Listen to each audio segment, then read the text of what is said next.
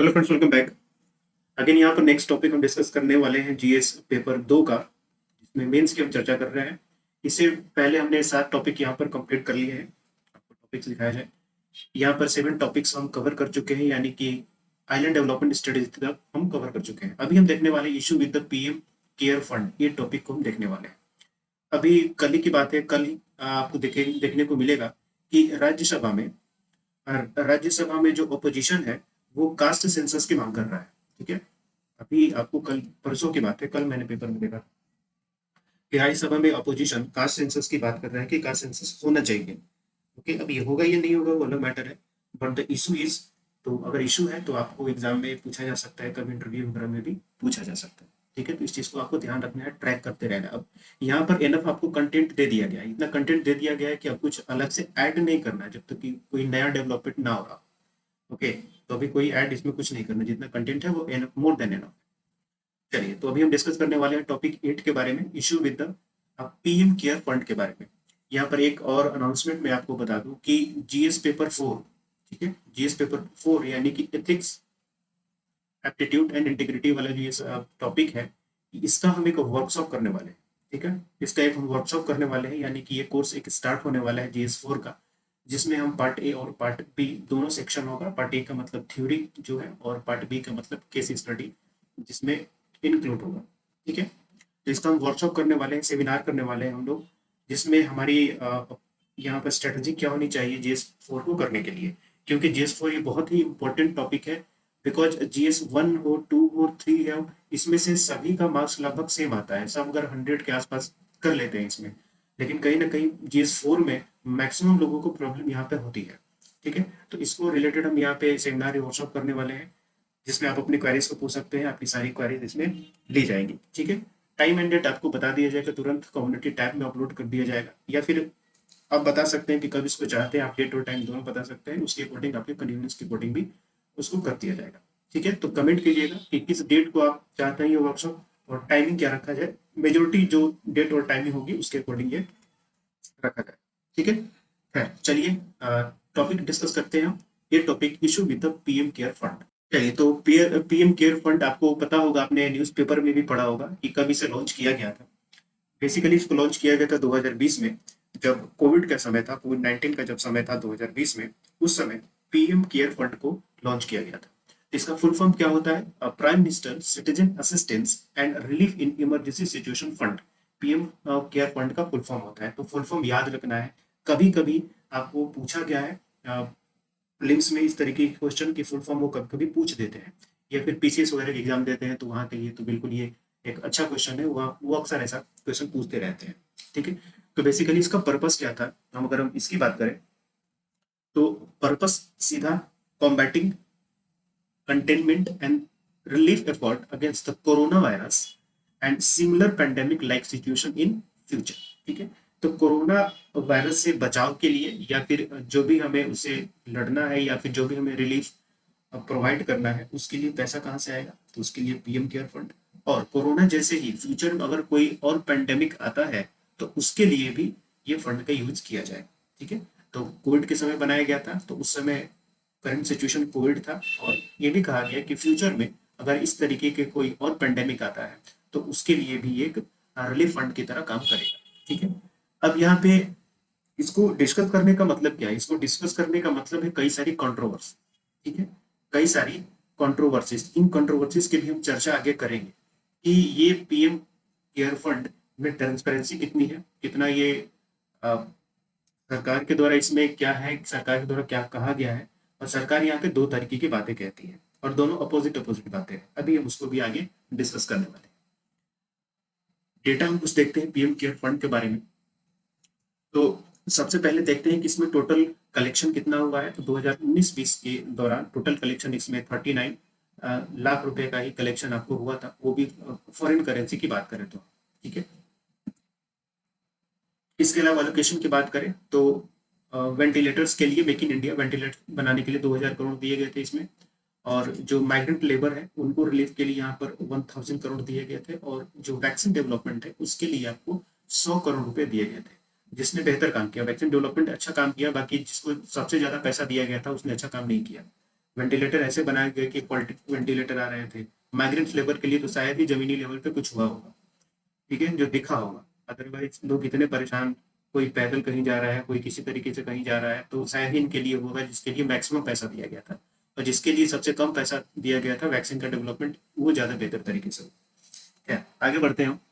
इसके बाद ऑब्जेक्टिव्स की बात करते हैं। जब हमने पहले ही देखा ऑब्जेक्टिव इसका क्या है, कि पहला चीज़ है कि रिलीफ मेजर प्रोवाइड करना, लाइक कोई भी इमरजेंसी काइंड ऑफ सिचुएशन हो, क्लैमिटीज हो, डिस्ट्रेस हो, ओके, चाहे वो मैनमेड हो या नेचुरल हो, दोनों सिचुएशन में पब्लिक हेल्थ इमरजेंसी को मेंटेन करने के लिए रिलीफ मेजर के तौर पे भी इसका यूज किया जाएगा, ठीक है। तो कोविड के लिए भी, या फिर कोई भी फ्यूचर में कोई पेंडेमिक वगैरह ऐसा आता है तो उसके लिए भी यूज किया जाएगा। तो किसी भी तरीके का, ध्यान रखिएगा, किसी भी तरीके का हो, चाहे वो मैनमेड हो या फिर वो नेचुरल हो, दोनों में से कोई भी हो, यहाँ पर यूज किया जाएगा। इसके अलावा फाइनेंशियल असिस्टेंस की भी बात की गई थी। इसमें कहा गया था कि ये लोग ग्रांट्स देंगे, इसके फंड से ग्रांट्स दिया जाएगा, ठीक है। ग्रांट्स का काम क्या होगा? ग्रांट्स का काम ये होगा कि जो भी अफेक्टेड पॉपुलेशन या भी जो लोग भी अफेक्टेड हैं उनको किस तरीके से असिस्ट किया जा सके। तो इसमें ये जरूरी नहीं है कि पैसा ही दिया जाएगा इन लोगों को। हाँ, इन लोगों को कुछ आपको पेंशन के तौर पे दिया जा सकता है कुछ समय के लिए, जैसे कि 1 साल 2 साल के लिए। कोविड के समय में भी 500-500 रुपए दिए जा रहे थे, पेंशन के तौर पे दिए जा सकते हैं। कुछ फूड सब्सिडी वगैरह बढ़ाई जा सकती है। मेडिकल फैसिलिटी के लिए भी यहाँ पर कुछ ग्रांट्स वगैरह दिए जा सकते हैं, जैसे स्टेट्स वगैरह हो गए उनको दिया जा सकता है, एनजीओ वगैरह हो गए उनको दिया जा सकता है, ठीक है। तो दो तरीके की इसका ऑब्जेक्टिव है, रिलीफ मेजर्स प्रोवाइड करना और फाइनेंशियल असिस्टेंस प्रोवाइड करना। इसके बाद हम बात करते हैं कि आखिर में पीएम केयर है क्या। सबसे पहले इसमें बात आती है कॉन्स्टिट्यूशन की, यानी कि पीएम केयर के जो बोर्ड है, ट्रस्टी है ये एक्चुअली। तो ये जो ट्रस्टी बोर्ड है, ट्रस्टी बोर्ड में कौन कौन लोग हैं? पहली चीज, प्राइम मिनिस्टर जो है इस पीएम केयर फंड के एक्स ऑफिशियो चेयरमैन है, ठीक है। कौन? प्राइम मिनिस्टर जो होंगे वो एक्स ऑफिशियो चेयरमैन होंगे इसके। इसके अलावा इस ट्रस्टी में मिनिस्टर ऑफ डिफेंस ये, ठीक है, minister of home affairs 2, and minister of finance 3, ये क्या होंगे? एक्स ऑफिशियो ट्रस्टी होंगे इस फंड के, ठीक है। तो इसमें चेयरमैन कौन होगा? जो एक्स पीएम होंगे वो एक्स ऑफिशियो चेयरमैन होंगे। इसके अलावा minister of defence, minister of home affairs and minister of finance जो होंगे इस फंड के एक्स ऑफिशियो ट्रस्टी होंगे। ये ध्यान रखिएगा यहाँ पे, ये बहुत इंपॉर्टेंट है। Defence, finance and home minister जो होंगे ट्रस्टी होंगे एक्स ऑफिशियो, और जो पीएम होंगे वो ex officio chairman. Voluntary donation, यहाँ पर पीएम केयर फंड जो है वो डोनेशन एक्सेप्ट करेगा, डोनेशन या contribution from individuals and organisation based in foreign countries, ठीक है। इसमें कहा गया कि जो फॉरेन कंट्रीज है वहां से जो इंडिविजुअल्स या ऑर्गेनाइजेशन है वो दोनों लोग यहाँ पे पीएम केयर में आपको फंड कर सकते हैं या कंट्रीब्यूशन कर सकते हैं। अगर ऐसा कंट्रीब्यूशन होता है तो फिर उनको इनकम टैक्स 1961 के तहत 80G, ठीक है, उनका एक वहां पे आपको एक सेक्शन मिलेगा इनकम टैक्स एक्ट में, सेक्शन 80G के तहत उनको 100% एग्जेम्पशन मिलेगा इनकम टैक्स, ठीक है। तो जितना इनकम टैक्स देना है, फॉर एग्जाम्पल कि मान लीजिएगा अगर किसी का 1 लाख रुपया इनकम टैक्स कटता है तो उसको इतना ही अमाउंट पीएम केयर फंड में देना पड़ेगा, तब फिर उसको 1 लाख का ये एग्जेम्पशन इनकम टैक्स में मिल जाएगा। इसके अलावा एडमिनिस्ट्रेट, यानी कि डे टू डे जो काम होगा इस फंड का उसको देखने के लिए कौन होगा। इसमें कहा गया कि पीएमओ में, ठीक है, प्राइम मिनिस्टर का जो ऑफिस है वहां पर जो ज्वाइंट सेक्रेटरी होते हैं, ये ज्वाइंट सेक्रेटरी इस फंड के सेक्रेटरी की तरह काम करेंगे, ठीक है। कौन? पीएमओ में जो ज्वाइंट सेक्रेटरी है एडमिनिस्ट्रेशन के, वो ज्वाइंट सेक्रेटरी इस फंड के सेक्रेटरी की तरह काम करेंगे, यानी कि इनका काम होगा डे टू डे वर्क का देखना जो पीएम केयर फंड में हो रहा है। इसके बाद बात करते हैं सबसे मेन मुद्दा जिसके वजह से पीएम केयर फंड कंट्रोवर्सीज में रहता है, इश्यूज और चैलेंजेस क्या है इसके पीछे। तो सबसे पहले तो हम देखते हैं एफसीआरए एग्जम्पशन क्या है, ठीक है। एफसीआरए क्या है ये आपको पता होगा, फॉरेन कंट्रीब्यूशन रेगुलेशन अथॉरिटी है जिसके अंदर में जो फॉरेन से कंट्रीब्यूशन वगैरह आता है उसको रेगुलेट करने का काम किया जाता है, ठीक है। तो fund is accepted from FCRA regulations making it open for any foreign entity to donate, and this can be an issue if funds are donated for political purpose, ठीक है। तो इसमें कहा गया कि जैसे ये फंड क्या है कि पैसा किसी से भी ले सकता है, ठीक है, कोई भी फॉरेन एंटिटी इसमें पैसा डाल सकती है, ठीक। तो जब कोई भी पैसा इसमें डाल सकता है और उसको क्या होगा कि एफसीआरए के तहत उनको एग्जेम्प्ट किया जाएगा, यानी कि एफसीआरए के तहत जो फॉरेन कंट्रीब्यूशन रेगुलेशन एक्ट है इसके तहत क्या होता है कि जो फॉरेन कंट्रीब्यूशन है उसको रेगुलेट करने का काम किया जाता है, जैसे कि उनको रजिस्ट्रेशन वगैरह कराना पड़ेगा, उनको सारे अपने बैलेंस शीट हर कुछ महीने पे डिस्क्लोज करना पड़ेगा होम मिनिस्ट्री के सामने। ओके, तो ये कुछ रेगुलेशंस रखे गए हैं। तो इसमें ये कहा गया कि कोई भी फॉरेन एंटिटी अगर इस केयर फंड में डालती है तो उनको एफसीआरए रेगुलेशन के तहत एग्जम्पशन मिल जाएगा, यानी कि उनको रजिस्ट्री नहीं कराना पड़ेगा, उनको उनका बैलेंस शीट नहीं दिखाने पड़ेंगे, उनको अपने काम काज का ब्यौरा नहीं दिखाना पड़ेगा। और ये सीधा का सीधा इसका मतलब समझते हैं, this is the medium of corruption. ठीक है, कैसा? पॉलिटिकल फंडिंग, सीधा। आप ऐसे ऑर्गेनाइजेशन जो एक तरफ कह रहे हैं कि एफसीआरए के तहत होना चाहिए, लेकिन जब वो पैसा आपके फंड में डाल रहा है तो आप कह रहे हैं कि एफसीआरए के तहत नहीं होना चाहिए, मतलब नहीं, कोई फर्क नहीं पड़ता, उनको छूट मिल जाएगी। तो सीधा सीधा कहीं ना कहीं पॉलिटिकल पर्पस के लिए पैसे का यूज किया जाएगा, पहली चीज। दूसरी चीज, lack of data, there is no concrete data exactly how much money has been collected from home and in use of it. ठीक है, कितनी पैसा यहाँ पर कलेक्शन हुआ, कितने पैसे का कलेक्शन हुआ और उस पैसे का किस तरीके से यूज किया जाएगा, दोनों के बारे में कोई क्लैरिटी नहीं है। क्लैरिटी क्यों नहीं है अभी आपको पता चलेगी नेक्स्ट पॉइंट में। Lack of transparency. अब देखिए, सरकार ने ये कहा, government of India has denied that PM care fund is a public fund for the purpose of transparency laws such as RTI act. ठीक है, सरकार ने ये कहा कि पीएम केयर फंड जो है वो कोई पब्लिक फंड नहीं है, वो क्या है, एक प्राइवेट फंड है। ठीक है, एक प्राइवेट फंड है, एक प्राइवेट ट्रस्ट है। ठीक, तो जो प्राइवेट फंड है और प्राइवेट ट्रस्ट है, तो फिर आरटीआई एक्ट के तहत उसको अपने इंफॉर्मेशन को डिस्क्लोज करने की जरूरत नहीं है। ठीक, अब ध्यान दीजिए, इसके बोर्ड मेंबर कौन है? पीएम है। इसके बोर्ड मेंबर कौन है? होम मिनिस्टर है, फाइनेंस मिनिस्टर है, डिफेंस मिनिस्टर है। और ये तीन चारों लोग इसके बोर्ड में हैं और सरकार कह रही है कि ये पब्लिक फंड नहीं है। समझ रहे हैं? तो ये दोनों कंट्रोवर्शियल स्टेटमेंट है। एक बार तो ये पूरे सरकारी अथॉरिटी जो हाईएस्ट अथॉरिटी है, ये चारों लोग उसके मेंबर बनते हैं, ठीक है, और उसके बोर्ड में रहते हैं, और फिर वो अगली तरफ जाके कहते हैं कि हम इसको डिस्क्लोज नहीं करेंगे information because this is not a public fund. और ये जो पब्लिक अथॉरिटी या पब्लिक ऑफिसर्स आए, ठीक है, ये चारों के चारों, और ये जिसके ट्रस्टी में है, जिसके बोर्ड में है, ओके, वो फंड भी क्या होगा, एक पब्लिक फंड होना चाहिए। ठीक, लेकिन ये कह रहे हैं कि हम ये पब्लिक फंड नहीं है इसलिए हम डिस्क्लोज नहीं करेंगे। तो कोई आप डोनेशन किसी से ले रहे हैं, ठीक है, किसी से पैसा मंगा रहे हैं, चाहे फॉरेन से आ रहा है चाहे कहीं से भी आ रहा है, आपको डिस्क्लोज करने में प्रॉब्लम क्या है? अगर आप डिस्क्लोज नहीं कर रहे हैं कि कितना पैसा आ रहा है, कैसे यूज कर नहीं हो रहा है, तो सीधा का सीधा मतलब यही है कि कहीं ना कहीं वहां पे करप्शन का काम चल रहा है। This is the simple thing, very simple thing.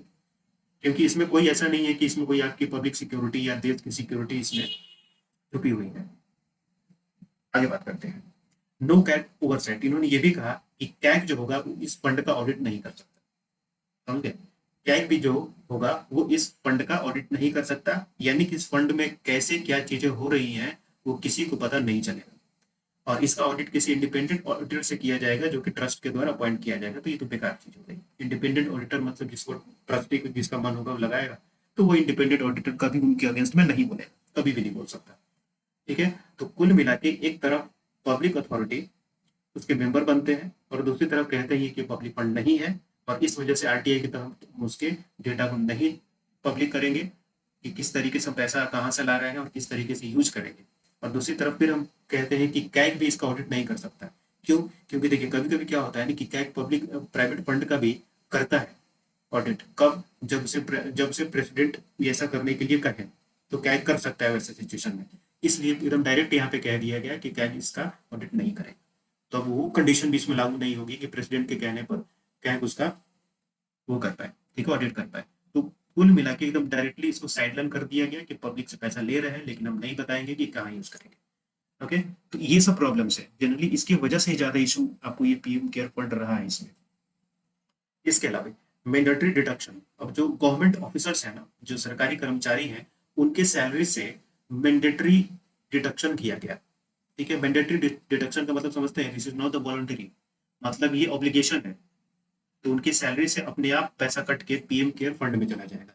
ये भी एक अनइथिकल काम है, और एक मतलब इलीगल तो है ही, ये अनइथिकल वर्क भी है। ठीक, कि पहले तो ये उनके पास जो भी सैलरी कमा रहा है, वो जॉब कर रहा है, वो अपना समय दे रहा है, अपना मैन पावर दे रहा है, उस सैलरी पर सबसे पहले किसका अधिकार है? वो उसका अधिकार है। उस सैलरी को वो डोनेशन करेगा या नहीं करेगा, ये भी उसका राइट है। ठीक है, और आप उसकी सैलरी को मैंडेटरी डिडक्शन कर रहे हैं, ऑब्लिगेशन है उसके लिए। और फिर ऐसे फंड मिले जा रहे हैं जिसका फंड क्या है? प्राइवेट। कह रहे हैं कि प्राइवेट फंड है, वो ट्रस्ट है, और हम नहीं बताएंगे कि तुम्हारी सैलरी से पैसा हम जो लिए हुए हैं हम उसका कहाँ पर यूज करेंगे, हम ये भी नहीं बता रहे हैं, और जबरदस्ती से पैसा काट रहे हैं। ये भी एक इशू है इसमें। इस फंड में इशू है, बहुत सारे इशू है। Source of fund, again there is no clear data on source of donation and names of the donors. कहाँ से पैसा आ रहा है, कौन पैसा दे रहा है, कोई भी इसका डेटा क्लियर नहीं है, क्योंकि ये डेटा पब्लिक लाते ही नहीं है, तो आपको पता ही नहीं चलेगा किसने क्या और कितना पैसा दिया। ठीक है, ये इसमें सिर्फ और सिर्फ आपको प्रॉब्लम ही दिखेगी, और इसमें आपको इसका बेनिफिट तो शायद ही आपको देखने को मिलेगा। हमने पहले भी देख लिया ना कि इन्होंने किसको कितना पैसा दिया। ठीक है, इन्होंने माइग्रेंट के लिए कितना 1000 करोड़ रुपए दिए, इन्होंने वेंटिलेटर के लिए 2000 करोड़ रुपए दिए। इसका तो पता ही नहीं चला जमीनी लेवल पे लागू ही कितना होगा। और इन्होंने वैक्सीन बनाने के लिए 100 करोड़ रुपए मात्र दिए, ये काम हुआ। लेकिन ये दोनों जिसमें मैक्सिमम पैसा गया वो तो कुछ हुआ ही नहीं था जमीनी लेवल पे ना, तो दिख ही नहीं रहा था। तो ये सिचुएशन। आगे बढ़ते हैं। वे फॉरवर्ड सॉल्यूशन क्या हो सकता है कि एक चीज तो ये हो सकती है कि सरकार को सो मोटो डिस्क्लोजर करना चाहिए इन्फॉर्मेशन को, खुद आके आगे सरकार को ये कहना चाहिए कि हाँ ये हमारे पास सोर्स है, यहाँ से डेटा या पैसा आया है, उसका हम पैसे का इस तरीके से हम यूज करने वाले हैं। ठीक है, तो गवर्नमेंट को सो मोटो डिस्क्लोजर यानी खुद उसको डिस्क्लोज ये करना चाहिए, आरटीए वगैरह की जरूरत ना पड़े। ठीक है, दूसरी चीज हम यहाँ पर बात करते हैं कंपनसेशन की। जो विक्टिम है कोविड-19 के, उन लोगों को या उनकी फैमिली को जिनमें किसी की डेथ वगैरह हुई है, तो उनकी फैमिली को यहाँ से कंपनसेशन वगैरह मिलना चाहिए। ठीक है, ये भी कोई काम नहीं हुआ, ये कोई काम कंपनसेशन वगैरह कोई काम यहाँ पे हुआ नहीं है। ठीक है, इस फंड से। तो बेसिकली इस फंड का पैसा कहाँ जाएगा ना, इस फंड का यूज है क्या, ये बिल्कुल एक इट्स लाइक इमेजिनरी चीज है। ठीक है, ये क्या है कि आप एकदम इमेजिन कर लें कि यहाँ पर क्या होने वाला है और क्या नहीं होगा, ये किसी को कुछ पता नहीं चलना चाहिए। ठीक, इसके अलावा सरकार यहाँ पर क्या कर सकती है, अपग्रेडिंग हेल्थ फैसिलिटीज। जो हेल्थ फैसिलिटीज हैं जैसे कि मेडिकल कॉलेजेस हैं उनको अपग्रेड कर सकते हैं हॉस्पिटल्स वगैरह में, या फिर जो ऑलरेडी हॉस्पिटल्स हैं वहाँ पर आपको फैसिलिटीज को अपग्रेड कर सकते हैं। ठीक है, तो ये सारी चीजें यहाँ पे की जा सकती हैं। इसके अलावा पार्लियामेंट्री ओवरसाइट, इसका मतलब ये हुआ कि जो पीएसयू से कंट्रीब्यूशन है या एमपी लाइट से कंट्रीब्यूशन भी इसमें आना चाहिए। ठीक है, पीएसयू मतलब जो सरकारी कंपनियां हैं वहां से कंट्रीब्यूशन ले सकते हैं, या जो एमपी का फंड होता है वहां से भी आप पर कंट्रीब्यूशन इसमें लिया जा सकता है। मिटिगेटिव प्रोक्योरमेंट, अब इसका मतलब ये हुआ कि मिटिगेटिव का मतलब क्या होता है कि कोई प्रॉब्लम आ रही है उसको पहले से उसके लिए हम सॉल्यूशन तैयार रखें, और सॉल्यूशन नहीं भी तो उसको किस तरीके से टैकल करना है उसकी व्यवस्था आपके पास होनी चाहिए। जैसे मान लीजिए कोई पेंडेमिक आ रहा है, तो पेंडेमिक को आप बहुत हद तक रोक नहीं सकते। ठीक है, वो कहीं ना कहीं से वो फैल ही जाएगा कितना भी आप रोक लें। तो उस केस में अगर हमें डील करना है तो हमारे पास इनफ किट्स होने चाहिए, हमारे पास इनफ हेल्थ रिलेटेड अपैरेटस या फिर जो इक्विपमेंट्स वगैरह होनी चाहिए, इंफ्रास्ट्रक्चर होना चाहिए, वो सारी चीजें होनी चाहिए ताकि जो फ्यूचर इन्फेक्शन वेव है उसको टैकल किया जा सके। ठीक है, इसके अलावा प्रियर परमिशन, जो आप मैंडेटरी डोनेशन दे रहे हैं ना, या सैलरी से जो गवर्नमेंट एम्प्लॉय है उनकी सैलरी से डिडक्शन कर रहे हैं आप, मैंडेटरी डिडक्शन, वो नहीं होना चाहिए। बिकॉज ये उनका राइट है कि वो अपनी सैलरी को किस तरीके से खर्च करेंगे, वो आपको डोनेशन देंगे या नहीं देंगे ये उन पर डिपेंड करता है।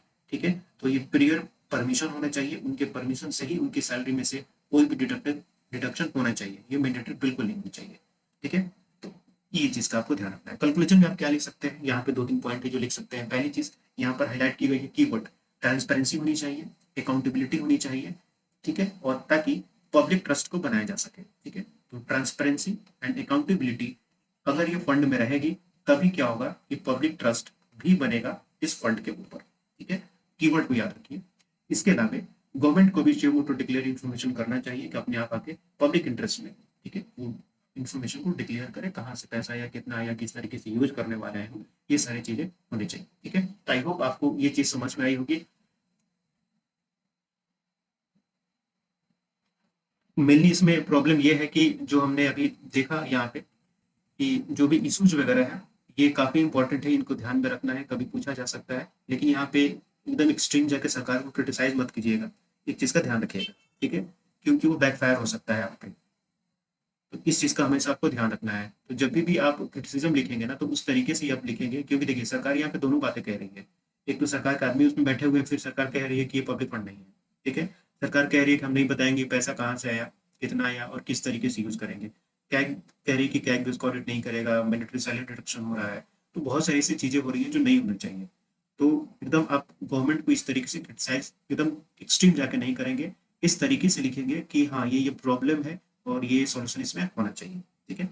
इसके बाद जो हम नेक्स्ट टॉपिक डिस्कस करने वाले हैं, 9 टॉपिक होगा इसमें, जिसमें हम एपिडेमिक डिजीज अमेंडमेंट बिल 2020 की बात करने वाले हैं, ठीक है? 2020 बात करने वाले हैं और ये अगर एक्ट बन गया है तो इसको भी चेक कर लिया जाएगा और एक्ट के अकॉर्डिंग फिर ये आपको डेटा मिलेगा, मतलब वो आपको वीडियो मिलेगा, ठीक है? तो नेक्स्ट वीडियो में आपको 9 टॉपिक देखने को मिलेगा, एपिडेमिक डिजीज अमेंडमेंट बिल 2020, ठीक है? इसका ये एक्ट भी बन चुका है, तो वो पूरा आपको एक्ट के तौर पे यहाँ पे मिल जाएगा।